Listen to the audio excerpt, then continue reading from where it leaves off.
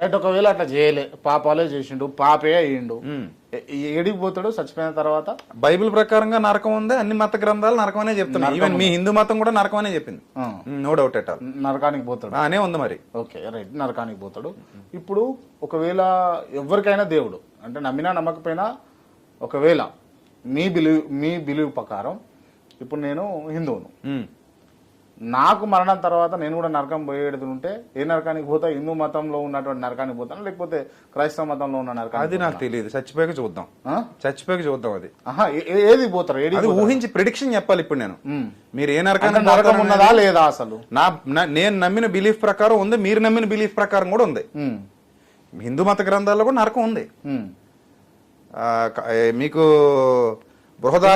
నరకాన్ని అంటే క్రిస్టియానిటీలో నరకాన్ని ఎవరు సృష్టించారు? నరకం అనేది ఉన్నది కదా, ఎవరు సృష్టించారు? దేవుడు సృష్టిస్తాడు. దేవుడు అంతే. దేవుడు ఇప్పుడు జైలు ఎవరు సృష్టించారు?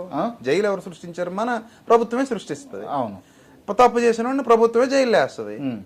ప్రభుత్వం అక్కడ ప్రభువు, అంతే తేడా. సింపుల్. మంచిగా ఉంటే జనజీవన స్రవంతిలో ఉంటాం, మంచిగా లేకపోతే జైల్లో ఉంటాం. ప్రభుత్వం చూసుకుంటది. ఇక్కడ ప్రభుత్వం ఎలాగా అక్కడ ప్రభు అలాగా. హిందూ మతంలో శివుడు నరకాన్ని సృష్టించాడు, మీరు చచ్చిపోతే మీరు శివుడు సృష్టించిన నరకానికి వెళ్తారు మీ బిలీఫ్ ప్రకారంగా. మీ బిలీఫ్ అది. నేను ఇప్పుడు కాదు అంటే నాకేంటి పని? నేను ఎందుకు కాదనాలి మీ బిలీఫ్ ని? మీరు కంపేర్ చేసి అడిగారు కాబట్టి చెప్తున్నా. క్రిస్టియన్ బిలీఫ్ ప్రకారంగా నేను యేసు ప్రభు సృష్టించిన నరకానికే పోతా, అంతే. నేను తప్పుగా బతికితే సింపుల్. పోతారా? తప్పుగా బతికితే ఉన్నదా అసలు నరకం? ఉన్నదా?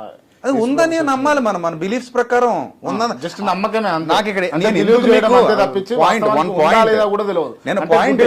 క్రాంతి గారు, మీరు హిందువునని చెప్పారా ఇందాక నేను అడిగినప్పుడు? అవును. హిందూ అంటే నేను అన్ని దేవుళ్ళు నమ్ముతానని చెప్పారా? అవును. అందులో శివుడు కూడా ఉన్నాడు కదా, అందుకే మీకు చూపించా. ఉన్నదాన్ని ఎందుకు అడుగుతున్నారు? శివుడు చెప్పాడు కదా అని చెప్తున్నాను మీకు. అది మీరు మళ్ళీ లలిత్ కుమార, కరుణాకర, రాధమన అనకూడదు. నేను వాళ్ళ గురించి నేను ప్రస్తావించట్లా. మీరు నమ్మానని చెప్పిన శివుడు చెప్పిన మాట మీరు ఎందుకు నమ్మట్లేదని అడుగుతున్నాను నేను మిమ్మల్ని. అది పాయింట్ ఇక్కడ. ఇప్పుడు నరకం ఉందా లేదా అంటే ఉందని మరి శివుడు చెప్పాడు కదా.